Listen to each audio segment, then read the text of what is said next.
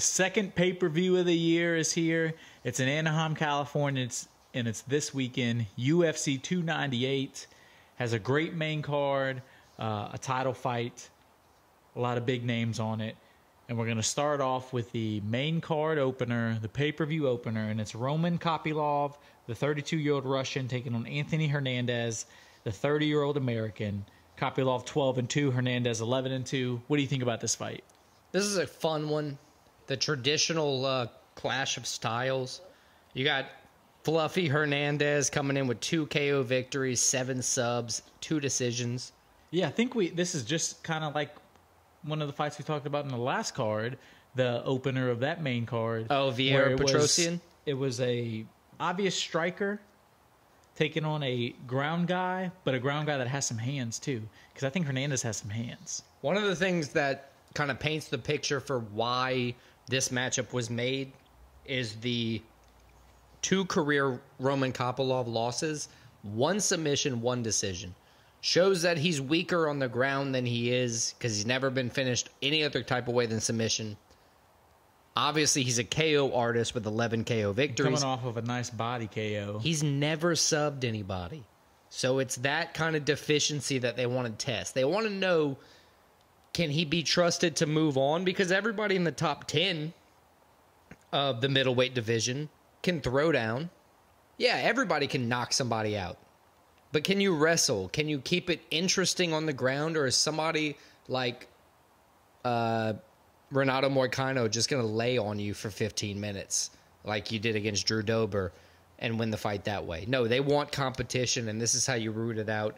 I think Anthony Hernandez is going to win the fight. This would be his 5th straight win if he wins. Defend his number 14 rank in the middleweight division, and I think he's going to do that because he's only ever really been tested in a couple of fights heavily, but he can knock people out when he needs to. He's a submission artist. I think he's got what it takes to beat Roman Kopylov this weekend. I actually agree with you on this one. God damn it, here we go. I think it's going to be a case where he can hang. Hernandez can hang on the feet. He can more than hold himself on the feet. I know Kopylov's great on the feet, striking. But Hernandez, his ground game is going to be the difference. And I think because of that, I'm picking Hernandez as well. Let's go.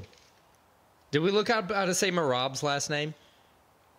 We did not. And I think even if I looked it up, it would be hard for me to say. All right, let's move on. So we're just going to to call Merab the Machine. Everybody knows who we're talking about. Ranked 2 in the bantamweight division. Arguably, he should be getting a title shot, but he stupidly... In fact, Dana White said he would get a title shot, but he didn't want to fight Aljo. He's such an idiot. An idiot in the terms of I don't want to fight my friend for the belt. Hey, man, if I'm the number 2 and you're the number 1 and it stands for me to get paid... We got to do what we got to do. We got to do what we got to do. I'll love you to the end of time. Well, that's what Dana was pretty much saying. Is like plenty of guys that are friends have fought each other in the UFC. Yeah, look at last week. Dan Ige, Andrew Touchy-Feely. But he's taking on Henry Cejudo. Cejudo, I mean, say what you want about the guy.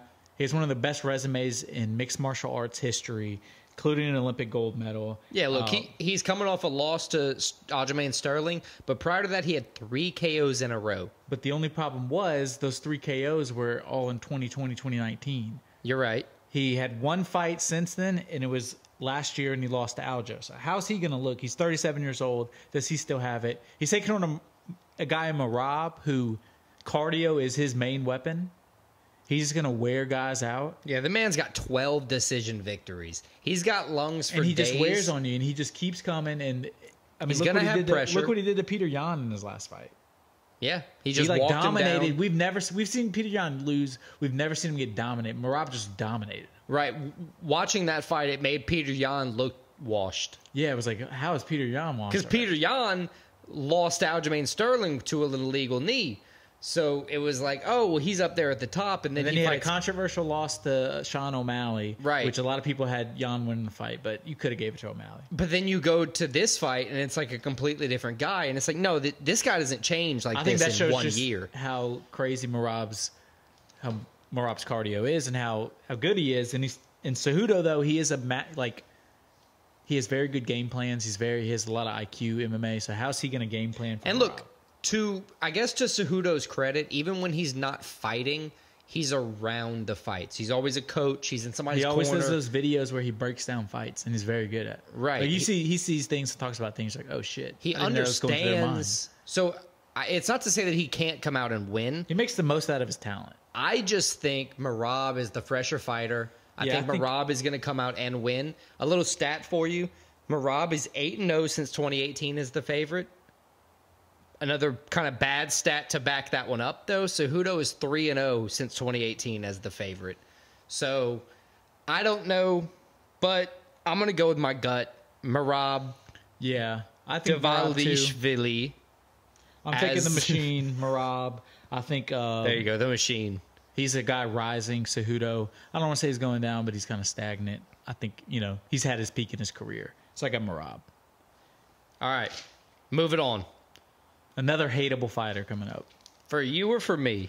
I think in general, a lot of people don't like this guy. Yeah, I liked him. But he's very talented and he's a very good fighter. Liked him a lot up until like July.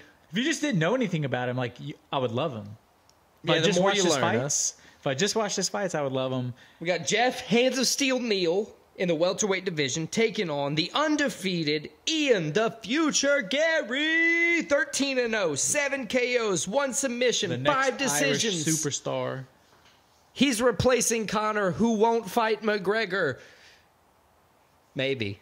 We'll see. Can he take on and win against Geoff Neal, who's 15-5? He has 9 KO victories, 2 submissions, 4 decisions. I mean, he's 7-3 in the UFC. Geoff Neal's, a lot of people don't... I'm not going to say respect him, but he has an impressive resume. He's a guy that you can't mess around with. No, they do kind of not respect him, though. They don't talk shit on him, but they make him... When they're choosing his fights, they do the whole gatekeeper thing. You're going to be the stepping stone for my new highlight. And they make him fight everybody, which is good for Geoff Neal. It kind of proves that he is that dude most of the time. I think this is one of the times where he's not. Ian Garry's 6-0 in the UFC, 3 KOs, 3 decisions. His striking is good. His ground game is solid. This fight can go either way in terms of being a stand-up fight or a mixture of a ground, takedown, sub type of fight. I think Ian Garry's going to go 14-0. Odds are looking minus 235 for a reason. I don't know. I'm not ballsy enough at this point in our brand new season to say, oh, he's going to win by knockout. He pulled out of his last fight, so I don't know why Ian Garry did that, but I think he's going to come out strong and win this fight. Yeah, I got Ian Garry as well. I think he moves 7-0. I think he, despite what everybody thinks about him, he's a talented fighter, and I think he can compete at the top of the division. So let's move to the co-main now. From a fighter a lot of people don't like to I think a fighter everybody loves, Robert the Reaper Whittaker.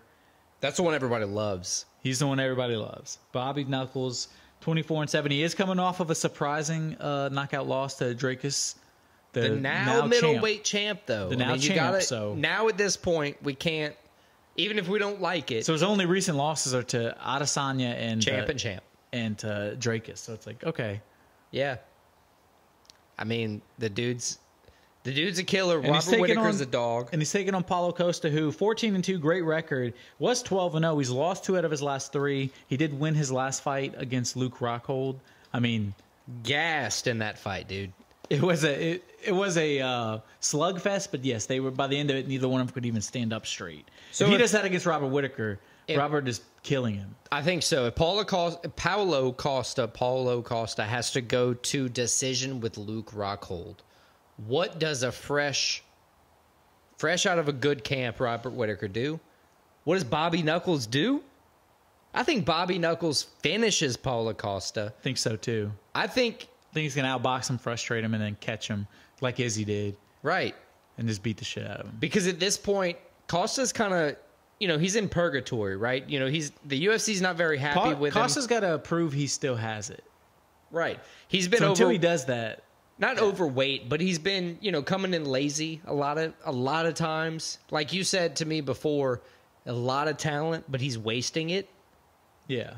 He's either got to be serious about it or not, and I think that's what we're going to see here is that Robert Whittaker's going to come out very serious because he got beat last time. And we're going to have to see what Costa does. I don't think he's going to stand up to the challenge. I think Robert Whittaker wins. Agreed. So let's move on to the main event now. Alexander the Great Volkanovski. And he's Returns proved to that featherweight. through and through again. Turns to featherweight against Defending his featherweight title against El Matador, Ilia Topuria. who's a scary guy. He's an impressive guy, undefeated, 14-0, 7-0 in the UFC. So Volk Is this where Volk goes down, or is he still? How bad is? What's his response to getting KO'd? all right. So Volk is 26-3, right? 26-3. His 2 losses in the UFC in the past 10, 11 years were to Islam. He's 13-2 in the UFC. 13. So his only 2 losses in the His UFC last 2 fights against Islam. were only 2 losses in the UFC. 2 of 3 losses in his career. His first loss in his career was in 2013, pre-haircut. That's important to mention.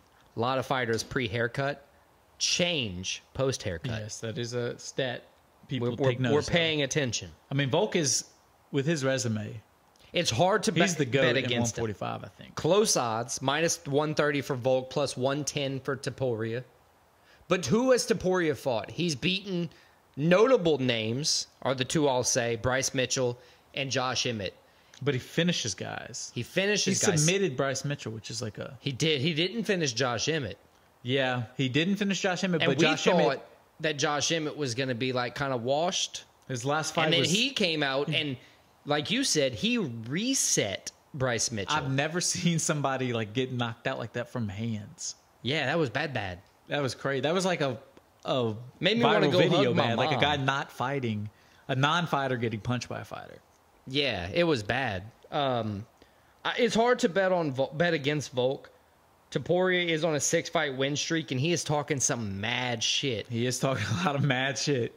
I think Topuria has kind of a slight advantage in submissions, on the ground. But Volk didn't lose to Islam. He didn't lose to Makhachev by submission. He lost to him by decision. Yeah, but that's all he was focused on. Right. It's not gonna be always focused on right here, so he could catch Volk in different positions in Islam caught him. I think Volk, going back to his home in the featherweight division, is going to do exactly what he needs. I think he's going to win. I think Volk retains his belt. And I think he takes 2024 in just a defend his belt type of year. He's not going to be going back up to try to take a third shot against Makhachev or anybody. I think he's just going to sit in featherweight. Well, he didn't say Islam, but he said 155 is definitely on the table still. Yeah, who are you going to fight? Michael Chandler? Well, I mean, if he doesn't want to cut weight anymore, he can move to the. He's just stay automatically- there. Yeah. No, yeah, he'll definitely do. He just doesn't need to fight Makhachev anymore, for sure. But I think Volkanovski's going to win. I think he's going to retain his belt. And, I think he just has what it takes. I'm going to take a leap of faith since this is the first week and I lost last season by 1 game in picks. I think I got to start taking more leaps of faith. My initial gut feeling is there's something happens when you get to a certain age in MMA and you lose, even if it's losses where, it's against great guys. I think those losses and Volk being 35, that's usually around the time careers start turning down. I think Topuria might be the challenger in 145 to finally get Volk. Volk's not unbeatable anymore. People have seen him lost. Yes, it was against a great guy, but it puts something in your mind. I think Topuria rises to the occasion, and this is a new era in this division. I got Ilia Topuria. I think he might knock Alexander Volkanovski out 4th round, 5th round. Oof. We'll see.